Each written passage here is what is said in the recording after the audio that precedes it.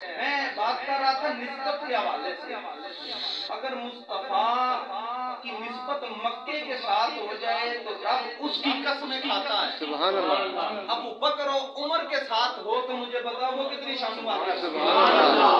اب بات یہ ہے رب کریم نے، میں تفسیر کبیر بھی پڑھوں گا اور امام فخر الدین رازی کا بھی آپ کو قول سناؤں گا۔ وہ کیا فرماتے ہیں؟ وہ کہتے ہیں کہ یہ جو آیت مبارکہ ہے نا، لا اقسم بہذا البلد، رب کہتا ہے مجھے قسم ہے شہر مکہ کی۔ وجہ کیا تھی جس وجہ سے رب کریم نے مکے کی قسم کھائی؟ آپ خود سے سوال کرتے ہیں اور سوال کا جواب بھی خود دے رہے ہیں۔ سبحان اللہ۔ ایک سوال ختم نہیں ہوتا، اس پہ دوسرا سوال۔ کہتے ہیں شاید مکے کی قسم رب نے اس وجہ سے کھائی کہ مکے کے اندر حجر اسود ہے۔ پھر کہتے ہیں یہ بات نہیں ہو سکتی۔ پھر کہتے ہیں مقام ابراہیم ہے، حضرت آیت پڑھ رہے تھے وَاتَّخِذُوا مِن مَقَامِ إِبْرَاهِيمَ مُصَلًّى، ابراہیم کے قدم لگے وہ جگہ مصلی بن گئی۔ کہتے ہیں یہ بات نہیں، ابراہیم کے ایک جگہ قدم لگے وہ مصلی بنتی ہے، لیکن میرا حبیب قدم رکھتا ہے صرف وہ جگہ مصلی نہیں بنتی۔ رب کہتا ہے مشرق سے لے کر مغرب تک، شمال سے لے کر جنوب تک ساری کائنات کو مصلی بنا دیا۔ اب کہتے ہیں یہ بات بھی نہیں۔ پھر کہتے ہیں وہاں پہ کعبۃ اللہ ہے، رب کا گھر ہے، شاید اس وجہ سے قسم کھائی۔ پھر کہتے ہیں یہ بات بھی نہیں۔ اب کہتے ہیں صفا و مروہ کی پاک پہاڑیاں، کہتے ہیں یہ بات بھی نہیں۔ جب ساری بات مسئلے کو حل کر لیا نا، کہتے ہیں چھوڑیں، آئے نا قرآن سے پوچھتے ہیں۔ قرآن کہتا ہے وَأَنْتَ حِلٌّ بِهَذَا الْبَلَدِ، میں نے قسم مکے کی اس وجہ سے نہیں کھائی وہاں پہ حجر اسود ہے، میں نے اس وجہ سے قسم نہیں کھائی کہ وہاں پہ مقام ابراہیم ہے، میں نے اس وجہ سے نہیں کھائی کہ وہاں کے رب تعالیٰ کا گھر ہے، اس وجہ سے قسم نہیں کھائی صفا و مروہ کی پاک پہاڑیاں ہیں، میں نے تو فقط مکے کی قسم اس وجہ سے کھائی کہ مکے کی پاک زمین نے میرے محبوب کے قدموں کے بوسے لیے ہیں۔ پتہ چلا جس چیز کی نسبت مصطفیٰ کریم سے ہو جائے ادنا ہو تو اعلیٰ بن جاتی ہے۔ اگر کالے رنگ والا بلال آئے، وہ بلال جب مصطفیٰ کے ساتھ آتا ہے، وہ بلال جسے کوئی ساتھ بٹھانا گوارا نہیں کرتا اسلام سے پہلے، لیکن جب اسلام میں داخل ہوتے ہیں، نسبت مصطفی میں آتے ہیں، تو لاکھوں مربع میل کا مالک سیدنا فاروق اعظم امیر المومنین کھڑے ہو کر کہتے ہیں وہ لوگوں جا سیدنا بلال، وہ لوگوں اٹھ کے کھڑے ہو جاؤ، ہمارا سردار بلال آ رہا ہے۔ پتا چلا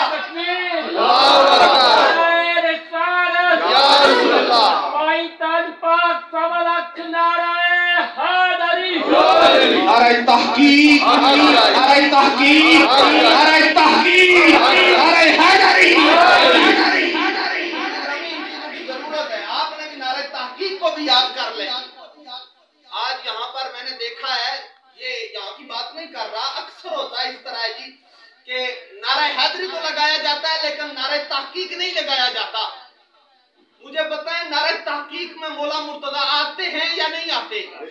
آتے ہیں حضرت، تو پھر ہمیں وہ بھی لگانا چاہیے۔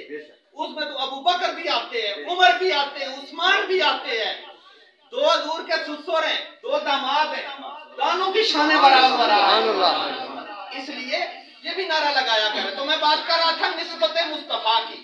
اگر پتھر سے ہو تو وہ پتھر تمام کائنات کے پتھروں سے اعلیٰ ہو جاتا ہے۔ اگر مصطفیٰ کریم کی نسبت پہاڑ کے ساتھ ہو جائے وہ احد پہاڑ تمام پہاڑوں سے اعلیٰ ہو جاتا ہے۔ اگر مصطفیٰ کی نسبت کسی عورت کے ساتھ ہو جائے تو وہ عورت عام عورت نہیں رہتی بلکہ ام المومنین بن جاتی ہے۔ اگر مصطفیٰ کی نسبت اولاد کے ساتھ ہو تو وہ اولاد عام اولاد نہیں رہتی بلکہ آل رسول بن جاتی ہے۔ اگر مصطفیٰ کے ساتھ کسی دوستوں کی یاروں کی نسبت ہو جائے وہ عام یار نہیں رہتے بلکہ صحابی رسول بن جاتے ہیں۔ مصطفیٰ کے ساتھ جس کی نسبت ہو وہ ادنا ہو تو اعلیٰ بن جاتا ہے، کمزور ہو تو توانا بن جاتا ہے۔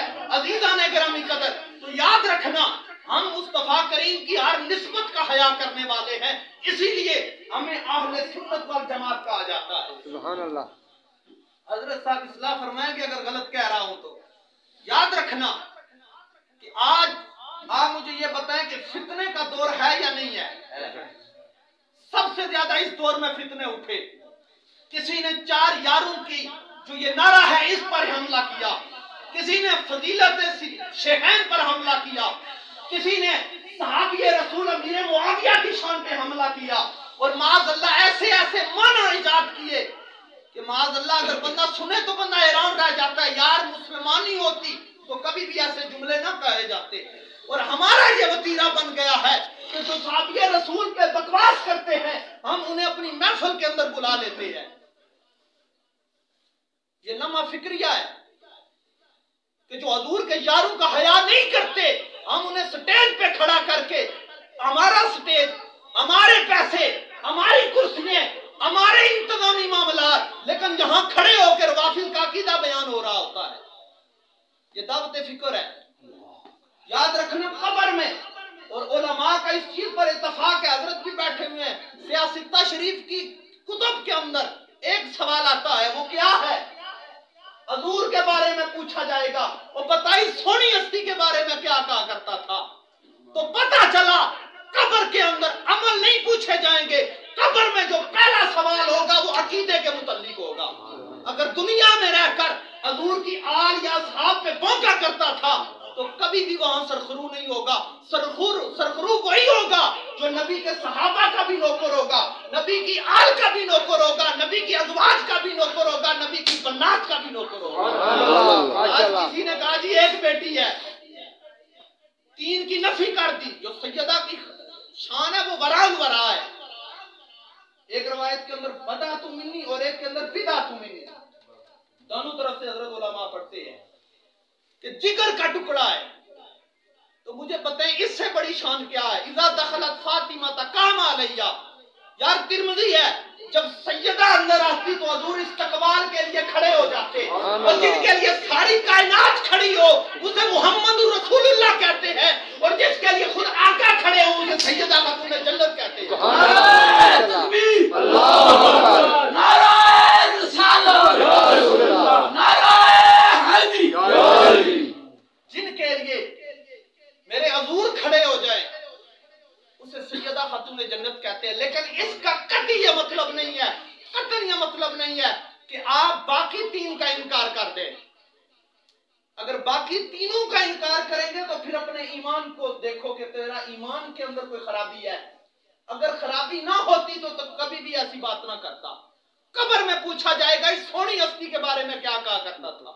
اگر دنیا میں رہ کے مصطفیٰ کی تمام نسبتوں کا نوکر رہا، ان کا حیا کرتا رہا، تو کہے گا میرا یہ عقیدہ ہے، میرا وجدان کہتا ہے، حضور کہیں گے اس کو چھوڑ دو، میں بتاؤں گا یہ کون ہے، سبحان اللہ، میں بتاؤں گا یہ میرا غلام ہے۔ جب میرے کسی صحابی پہ انگلی اٹھی، جب میری کسی آل رسول پہ انگلی اٹھی تو سب سے پہلے جو بندہ بولا یہی میرا غلام تھا۔ سبحان اللہ۔ آج غلام یہ رسول میں آ جاؤ، سیدنا فاروق اعظم خلیفہ ثانی شیخین میں بھی آتے ہیں، دوسرے رسول بھی ہیں، آپ کا بڑا مقام ہے۔ حضور نے فرمایا اگر میرے بعد کوئی نبی ہوتا تو وہ فاروق اعظم ہوتے۔ اس بندے کی بات کر رہا ہوں۔ ایک وادی سے گزرے تو رونے لگے، ساتھ کھڑے ساتھیوں نے پوچھا حضرت رونے کی وجہ؟ فرمایا رو اس لیے رہا ہوں، یہی وادی ہوا کرتی تھی، عمر بن خطاب نام ہوا کرتا تھا، اور یہاں میں اونٹ چرایا کرتا تھا، یہی وادی ہوتی تھی، لیکن رو اس لیے رہا ہوں، اس وادی میں کھڑے ہو کے اونٹ چرانے والا عمر جس کو میرا باپ خطاب مارا کرتا تھا، او عمر 10 اونٹ تجھ سے لائن میں کھڑے نہیں ہوتے۔ اگر آج لاکھوں مربع میل کی زمین کہ آدمی اگر لائنوں میں کھڑے ہیں، یہ عمر کا کمال نہیں ہے، سارا کچھ نسبت مصطفیٰ کا کمال۔ تو پتہ چلا جس کی نسبت مصطفیٰ سے ہو جائے وہ افضل و اعلیٰ ہے۔ تمام کائنات کے یاروں سے جو اعلیٰ یار ہے وہ میرے مصطفیٰ کے ہے۔ تمام کائنات کی اولاد سے جس کی اولاد اعلیٰ ہے وہ میرے محبوب کی اولاد ہے۔ اس لیے حضور کی ہر نسبت کا حیا کرنا سیکھیے، کیونکہ آج کا پرفتن جو دور ہے اس کے اندر بالخصوص یہ میں کہوں گا، اس دور کے اندر کوئی آپ کو صحابہ کی طرف لے کر اہل بیت کے معاملے میں غلط باتیں سکھائے گا، اور کوئی صحابہ کی محبت کے اندر آ کر